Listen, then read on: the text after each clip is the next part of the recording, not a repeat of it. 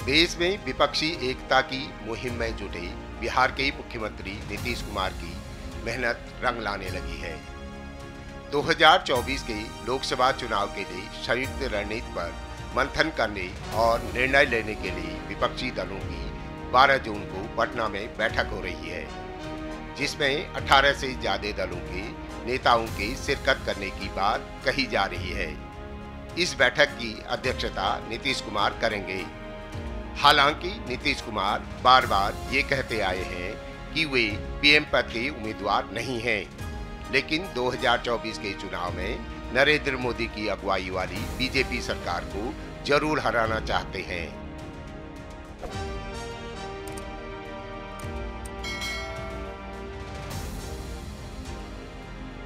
देखिए, ये देश के लिए ऐतिहासिक क्षण है जिसका नेतृत्व आदरणीय नीतीश कुमार जी कर रहे हैं।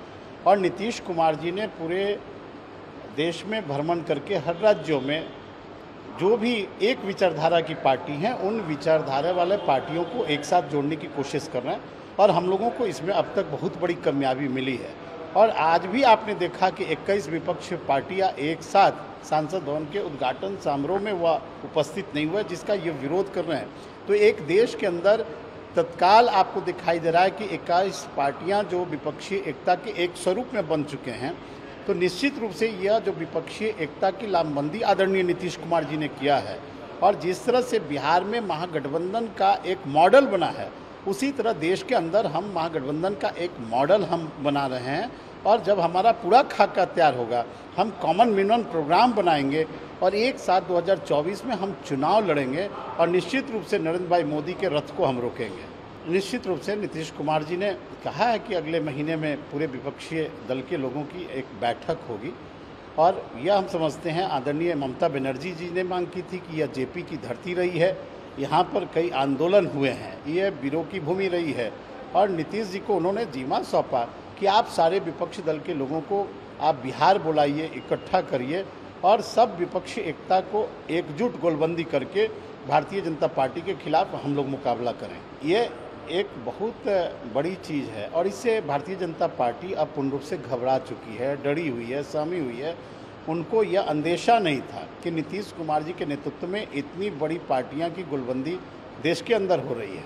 और आप देख लीजिएगा, जब हमारी सारे सरकारों से बात हो रही है, विभिन्न राज्यों में बात हो रही है, जब हम लोग एक तरह से गुलबंद होंगे, बिहार के अंदर मीटिंग होगी, तो बिहार देश की सरकार को परिवर्तन का एक सूत्रधार होगा। ये भ्रष्टाचारियों की एकता है और तमाम भ्रष्टाचारी देश की एकता अखंडता के प्रति गंभीर नहीं है। ये तुष्टीकरण की राजनीति में पूरी तरह से आज भाजपा के राष्ट्रवाद पर चोट कर रहे हैं।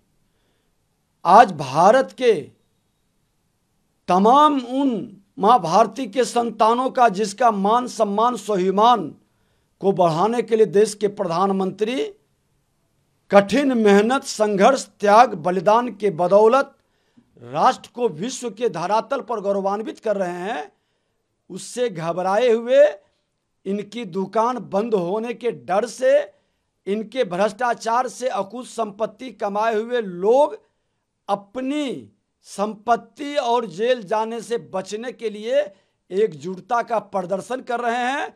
लोकतंत्र की धरती बिहार को अपवित्र कर रहे हैं। बिहार की जनता को इससे क्या मिलेगा? माननीय मुख्यमंत्री जी, आप बिहार के विकास के लिए, बिहार में नए टेक्नोलॉजी के लिए, बिहार में निवेशकों को लाने के लिए, बेरोजगारी दूर करने के लिए करते सम्मेलन तो हम भी स्वागत करते। लेकिन इन भ्रष्टाचारियों की जामात को और देश के अंदर चुन चुन कर जो अकूत संपत्ति कमाया है, जो वंशवाद, परिवारवाद, व्यक्तिवाद की राजनीति स्थापित की है, ये लोकतंत्र की धरती को आप लज्जित और कलंकित कर रहे हैं। भारतीय जनता पार्टी से आपको एलर्जी हो सकता है, लेकिन बिहार की जो लोकतंत्र की धरती है, सांस्कृतिक विरासत जो गौरव प्रदान करता है, उसको क्यों लज्जित कर रहे हैं? यहाँ की जनता आपको माफ नहीं करेगी। उस बैठक में बिहार के लिए जो भय का वातावरण बना है, निवेशक भाग रहे हैं, लॉ एंड ऑर्डर संभालने की बात करते, हत्या, अपहरण, लूट, बलात्कार का उद्योग चालू हो गया। इस पर चर्चा करिएगा। है हिम्मत? जो बिहार नहीं संभाल सका वो देश संभालने की बात करता है। ये उन नेताओं के लिए जो दूसरे देश से इस बैठक में आने वाले हैं, उनसे भी बिहार की जनता प्रश्न करेगी। विपक्षी एकता की बैठक स्वाभाविक रूप से माननीय Nitish Kumar ji voice of opposition है, प्रधानमंत्री के उम्मीदवार नहीं हैं। तो ऐसी स्थिति में यह बैठक आहूत की गई है और यह बैठक 2024 के लोकसभा चुनाव के लिए महत्वपूर्ण राजनीतिक परिघटना होगा।